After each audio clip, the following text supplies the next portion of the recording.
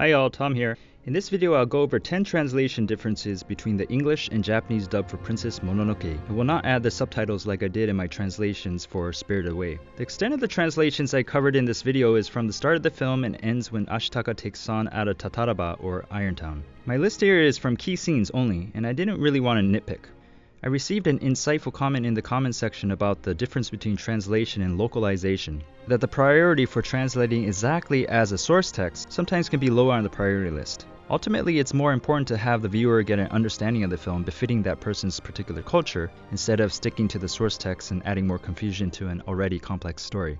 People give recognition of the film's translation work to Neil Gaiman, whether it's praise or criticism. But in reality, he had to work with Miramax's translators, and if you're interested in the anecdotes of the translation process for the film, you can read Stephen Alpert's book, Sharing a House with a Never-Ending Man, from page 226 to 231. The book is really humorous, and it's a page-turner. Again, thank you for liking and subscribing to my channel. I'm really happy and appreciative to be part of a vibrant community of Ghibli fans. Okay, let's start. Number 1. God of Rage and Hate. O nameless God of rage and hate, I bow before you. A mound will be raised, and funeral rites performed on this ground where he have fallen. Pass on in peace and bear us no hatred. Disgusting little creatures, soon all you will feel my hate and suffer as I have suffered. In Japanese, O raging God unknown to us, I bow before you. Where you have fallen, we will raise a mound and perform rites. Bear us no hate, be at peace. Loathsome humans, you shall know my agony and my hatred. There's not much difference here, but I just wanted to add it because it capped off a pretty incredible introduction to the film. Number 2. Last of the Emishi.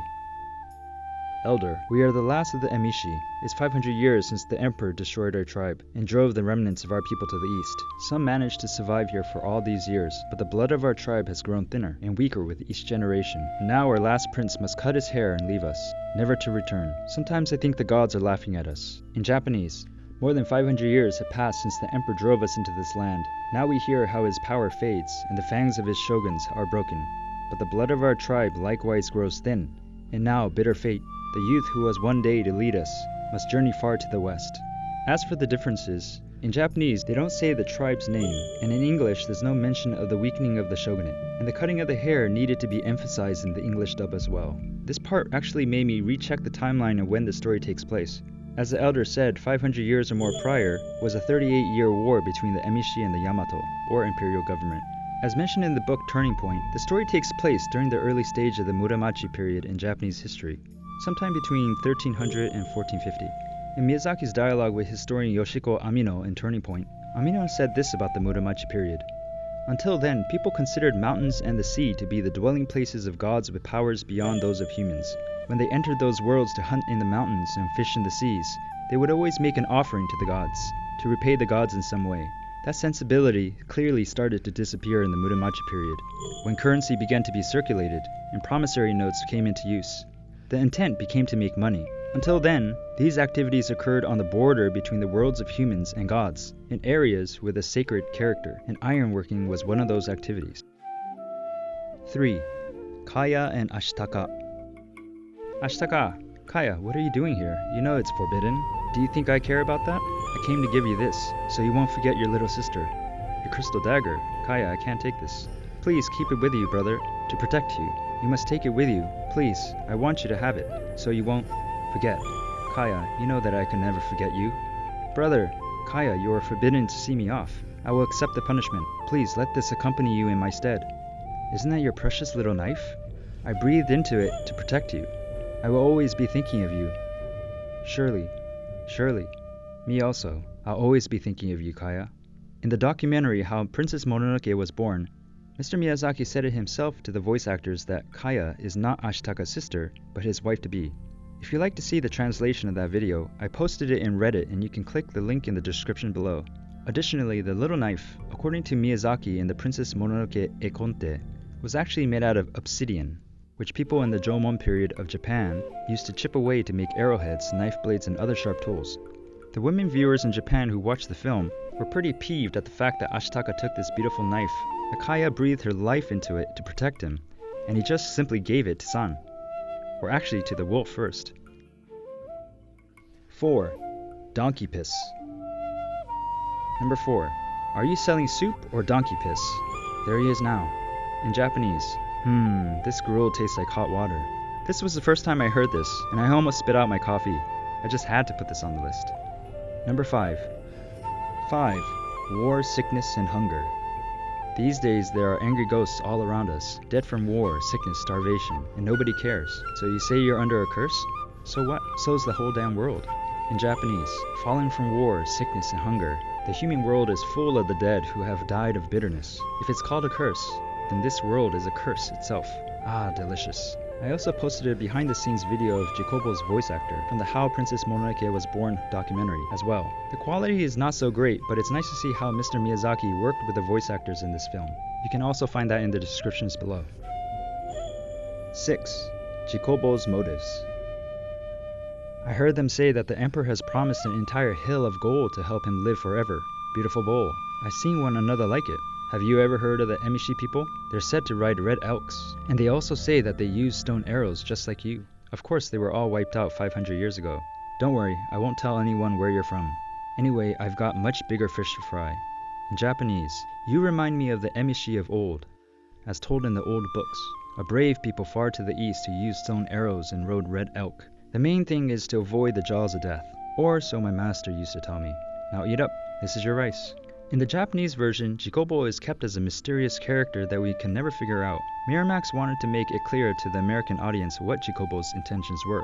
Again, in Steve Alpert's book, he writes about this on page 230. These were changes that the Miramax production team felt would help an American audience understand things that were not clear in Miyazaki's original version.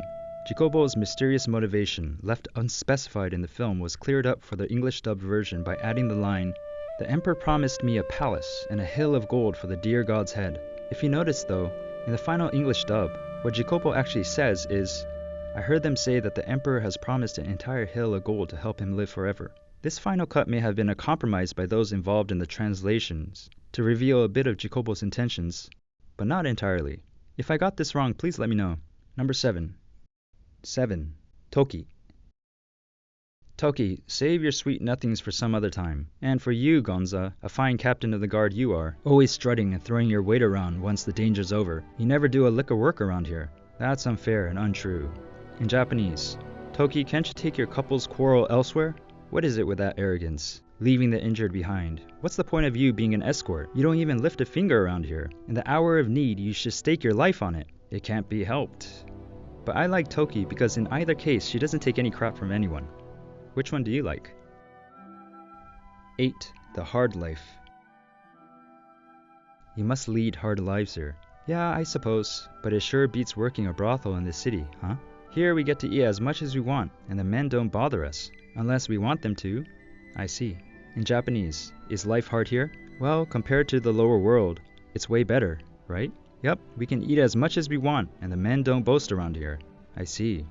The English dub says brothel, while in Japanese Toki says gekai, or lower world. From my understanding, gekai is relative to location. If you're talking about the heavens, then gekai would be the human world. If you're talking about the earth, then gekai can be the netherworld, or perhaps hell.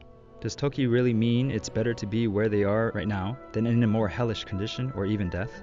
In the scene where all the men are eating, a man mentions that Eboshi is a kind person and she buys up all the contracts of every brothel girl, and in Japanese he essentially says the same. When it comes to Lady Eboshi, if she sees any girl for sale, she takes them all in. And when I watch the DVD subtitles, Toki says, yes, but it's better than in the towns. At this point I'm like, what? Does she mean the towns outside of Irontown, like somewhere in Japan?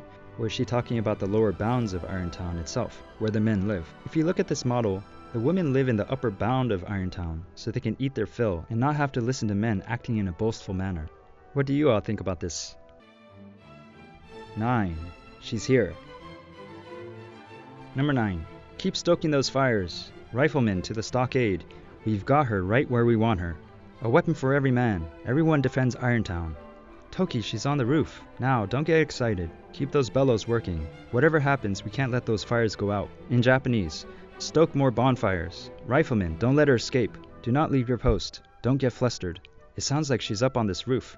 Don't get excited. Without resting, keep stepping. If we lose the fire, we won't be able to rekindle it. This is another one where the differences don't really matter much, but I just wanted to point it out. 10.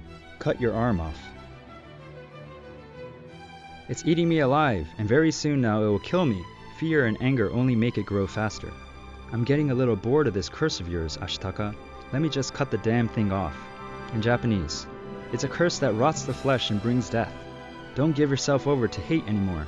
Don't show off your slight misfortune. Why don't I just cut off that right arm of yours? Here, Eboshi is really triggered by this statement by Ashitaka. According to the Ekonte, Miyazaki writes, Ashitaka no you na kotoba ga daikirai na Eboshi, meaning Eboshi really hates the words Ashitaka uses. Then it says, Tatari mo ikishimi mo zou mo tappuri ajiwatte kita Eboshi ni wa gaman naranai, which translates to, Eboshi, who also have tasted curse, hatred, and resentment, cannot hold herself back. This part reveals a little bit about Lady Eboshi. She will not allow Ashitaka to give his righteous reprimand. Although we don't know exactly what kind of past Eboshi has had, Miyazaki did mention it in Turning Point. She might have been sold abroad and become the wife of a Chinese pirate, where she honed her talents, killed her husband, and then absconded with his treasures to return to Japan. She's exactly a person you don't want to get cross with you. Okay, that's my list of translation differences. Again, thanks for watching till the end, and please let me know if I got something wrong or missed something. Appreciate your thoughts and comments as always. I'll see you in the next one. Bye.